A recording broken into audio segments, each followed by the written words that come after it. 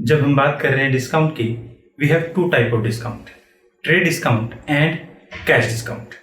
Trade discount वो discount है जो एक होलसेलर या फिर एक मैन्युफैक्चरर, प्रोड्यूसर एक रिटेलर को देता है। ये डिस्काउंट लिस्ट प्राइस पर दिया जाता है। ये लिस्ट प्राइस क्या है? लिस्ट प्राइस को हम नॉमिनल प्राइस या मैक्सिमम रिटेल प्राइस भी कहते हैं।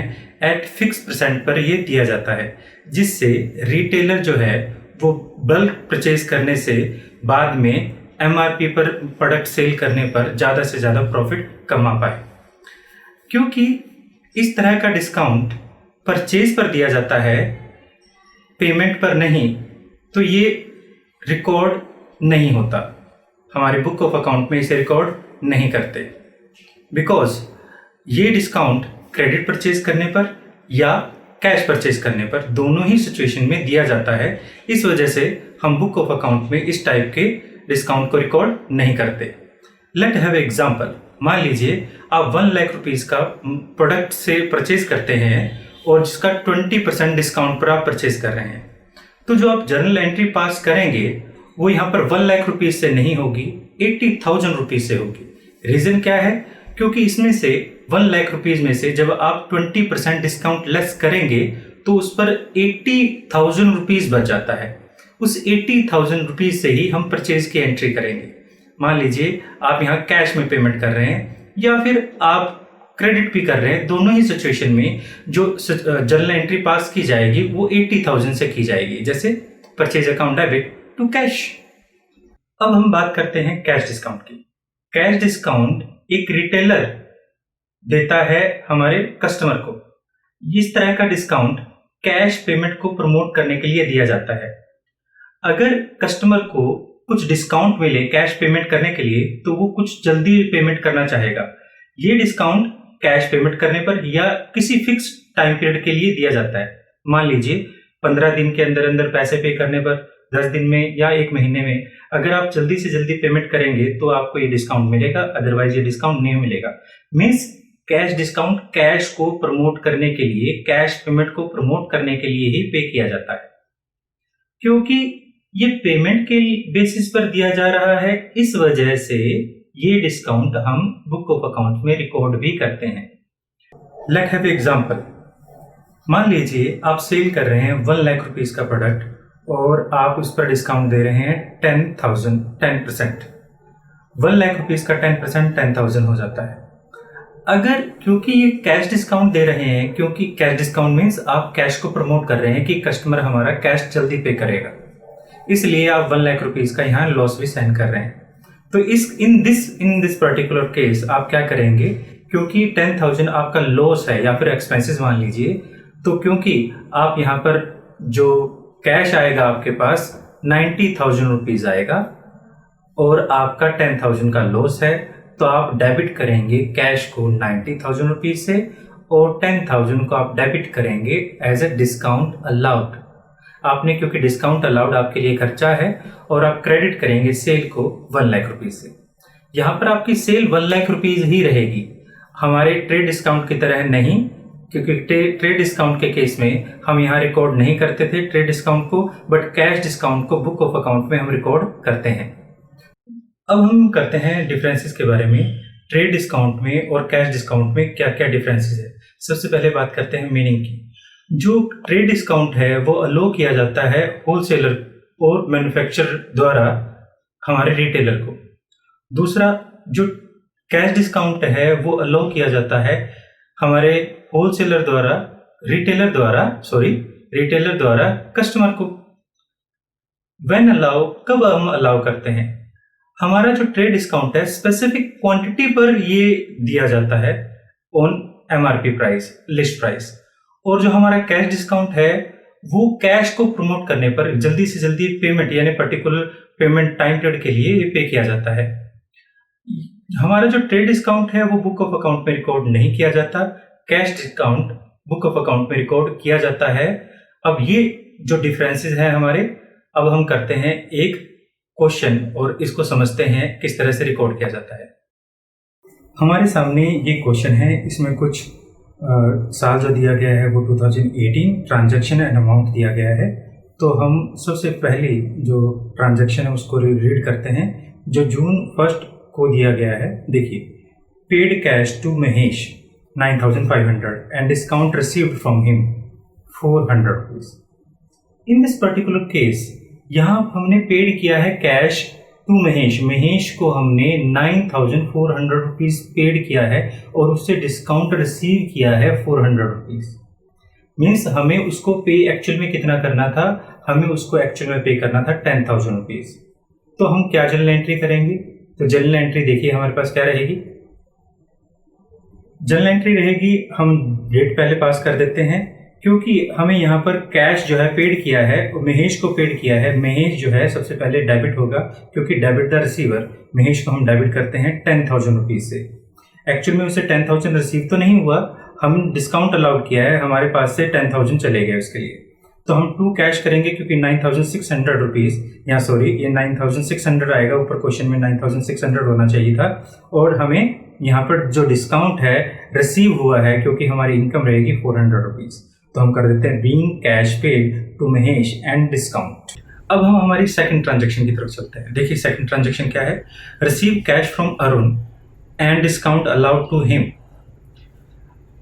इन this particular case, in this particular transaction हमने कैश जो रिसीव किया है 4,900 रिसीव किया है अरुण से और उसे 100 रुपीज का डिस्काउंट दिया है।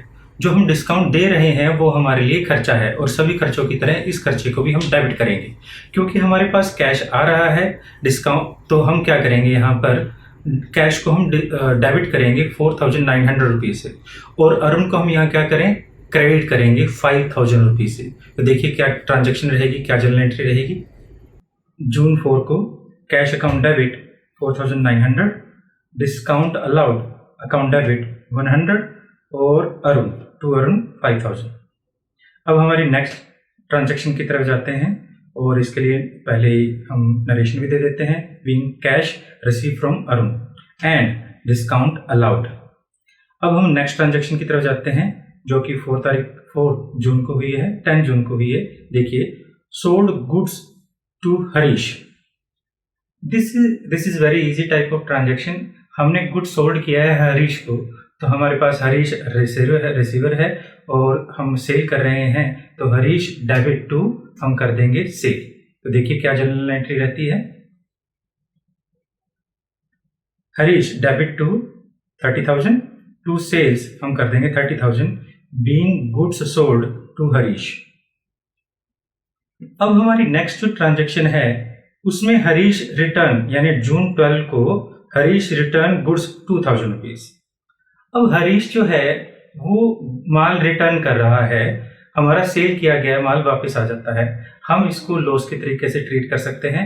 तो डेबिट ऑल लॉसेस की वजह से सेल रिटर्न को हम क्या करें, डेबिट करेंगे और क्रेडिट द गिवर हरीश को हम क्रेडिट करेंगे। तो देखिए क्या जनरल एंट्री रहेगी,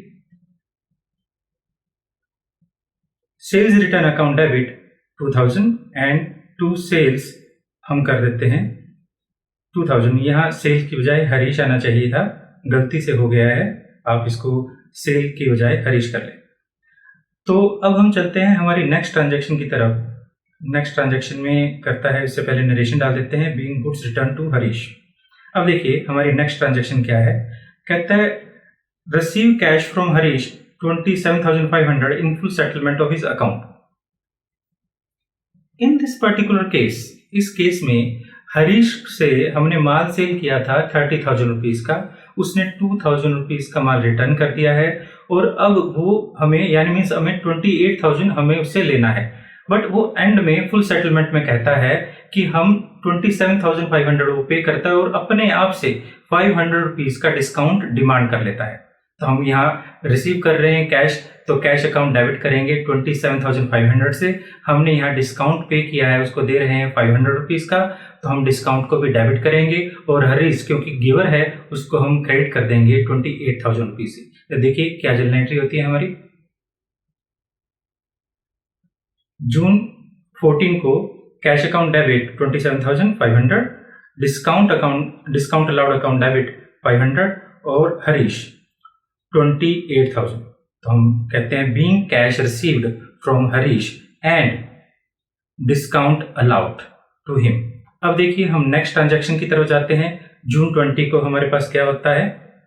जून 20 को होता है sold goods to Gopal for the list price 60,000 at a trade discount. In this particular case हमारे पास ये बोला जा रहा है हमने 60,000 का लिस्ट प्राइस का मतलब MRP price, maximum retail price, इस पर हमें 10% डिस्काउंट देकर हमने गोपाल को सेल कर रहे हैं। तो जो 10% डिस्काउंट दिया है उसको हम रिकॉर्ड नहीं करते, तो हमने 60,000 पर 10% लेस कर दें। अब तो हमारे पास क्या रहता है 6,000 हो जाएगा। इस 6,000 को 60,000 में से लेस करें तो 54,000 हमारे पास बच जाता है। यानी हमारी जो सेल है वो 54,000 रुपीज की है। ये कैश डिस्काउंट, कैश रिसीव करें या ना करें, या क्रेडिट ट्रांजैक्शन हो कैश ट्रांजैक्शन हो, दोनों ही सिचुएशन में ये डिस्काउंट हमारे पास रहेगा। तो हम यहाँ पर ट्रांजैक्शन क्या करें, देखिए क्या ट्रांजैक्शन रहेगी।